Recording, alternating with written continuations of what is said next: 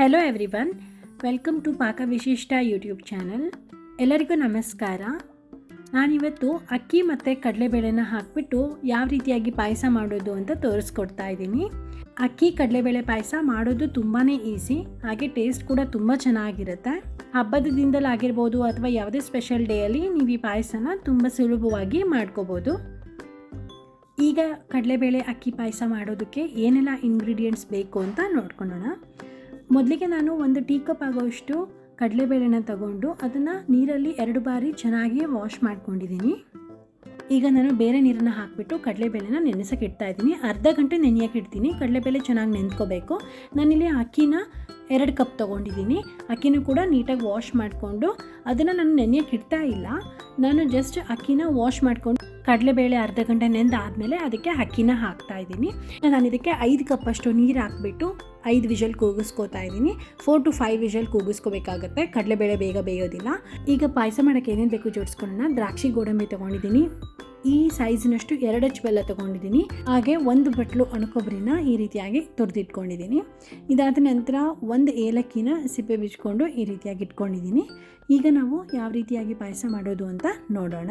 ಮೊದಲಿಗೆ ಒಣಕೊಬ್ಬರಿ ಮತ್ತು ಏಲಕ್ಕಿನ ಒಂದು ಸ್ವಲ್ಪ ನೀರು ಹಾಕ್ಕೊಂಡು ನಾನು ಮಿಕ್ಸಿ ಮಾಡ್ಕೊತೀನಿ. ಮಿಕ್ಸಿನ ಫೈನ್ ಪೇಸ್ಟ್ ಮಾಡ್ಕೋಬೇಕು. ಯಾವ ರೀತಿ ಅಂತ ತೋರಿಸ್ತೀನಿ ನಾನು. ಈ ರೀತಿಯಾಗಿ ಫೈನ್ ಪೇಸ್ಟ್ ಮಾಡ್ಕೊಂಡ್ಮೇಲೆ ಬೆಲ್ಲನ ಈ ರೀತಿಯಾಗಿ ಪೀಸ್ ಮಾಡಿ ಇಟ್ಕೊಂಡಿದ್ದೀನಿ. ಬೆಲ್ಲ ನಿಮ್ಮ ಟೇಸ್ಟಿಗೆ ಎಷ್ಟು ಬೇಕೋ ಅಷ್ಟು ನೀವು ತೊಗೋಬೋದು. ಶುಗರ್ ಎಲ್ಲ ಇರೋರು ಸ್ವಲ್ಪ ಕಡಿಮೆ ಉಪಯೋಗಿಸ್ಬೋದು. ಇವಾಗ ನಾನು ಬೆಲ್ಲನ ಒಂದು ಪಾತ್ರೆಯಲ್ಲಿ ಹಾಕ್ಕೊಂಡು ಅದಕ್ಕೆ ಒಂದು 5 to 6 ಟೇಬಲ್ ಸ್ಪೂನಷ್ಟು ನೀರನ್ನು ಹಾಕೋತಾ ಇದ್ದೀನಿ. ಸೊ ಇವಾಗ ನಾನು ಇದನ್ನು ಗ್ಯಾಸ್ ಮೇಲೆ ಇಟ್ಕೊಂಡು ಬೆಲ್ಲನ ಚೆನ್ನಾಗಿ ಕರಗಿಸ್ಕೋತೀನಿ. ಬೆಲ್ಲ ಚೆನ್ನಾಗಿ ಕರಗಬೇಕು.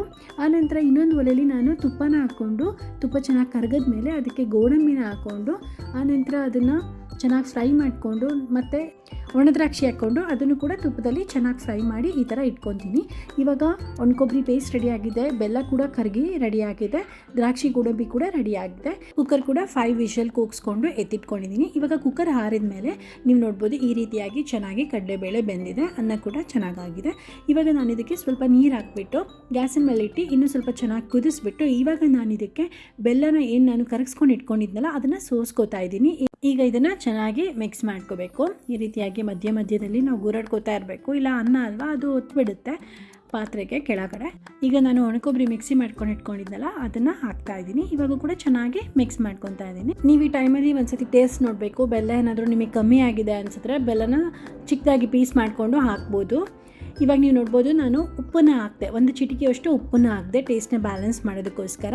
ಇವಾಗ ಪಾಯಸ ಚೆನ್ನಾಗಿ ಕುದೀತಾ ಇದೆ, ಪಾಯಸ ರೆಡಿಯಾಗಿದೆ. ನಾನು ಇವಾಗ ಇದನ್ನು ಸರ್ವ್ ಮಾಡ್ತಾ ಇದ್ದೀನಿ. ಪ್ರತಿಯೊಂದು ಪದಾರ್ಥದ ಪ್ರಮಾಣ ಕರೆಕ್ಟ್ ಆಗಿದ್ದರೆ ಟೇಸ್ಟ್ ಖಂಡಿತ ತುಂಬ ಚೆನ್ನಾಗಿರುತ್ತೆ. ನಾನಿವಾಗ ಇದಕ್ಕೆ ಸ್ವಲ್ಪ ಡ್ರೈ ಫ್ರೂಟ್ಸ್ನ ಫ್ರೈ ಮಾಡಿ ಇಟ್ಕೊಂಡಿದ್ನಲ್ಲ ಅದನ್ನು ಕೂಡ ಹಾಕ್ತಾ ಇದ್ದೀನಿ. ನಾನಿಲ್ಲಿ ಬರೀ ಗೋಡಂಬಿ ದ್ರಾಕ್ಷಿ ಹಾಕಿದ್ದೀನಿ. ನೀವು ಬೇಕಿದ್ದರೆ ಇನ್ನೂ ಬೇರೆ ಬೇರೆ ಡ್ರೈ ಫ್ರೂಟ್ಸ್ ಹಾಕ್ಕೋಬೋದು. ಉತ್ತುತ್ತಿ ಬಾದಾಮಿ ಯಾವ್ದು ಬೇಕಾದರೂ ಹಾಕ್ಕೋಬೋದು. ನೀವು ಕೂಡ ಈ ಪಾಯಸನ ಮನೇಲಿ ಮಾಡ್ಕೊಳ್ಳಿ, ತುಂಬಾ ಚೆನ್ನಾಗಿರುತ್ತೆ ರುಚಿ. ಇನ್ನು ಯಾರ್ಯಾರು ನನ್ನ ಚಾನಲ್ನ ಸಬ್ಸ್ಕ್ರೈಬ್ ಮಾಡಿಲ್ಲ ದಯವಿಟ್ಟು ಸಬ್ಸ್ಕ್ರೈಬ್ ಮಾಡ್ಕೊಳ್ಳಿ. Thank you.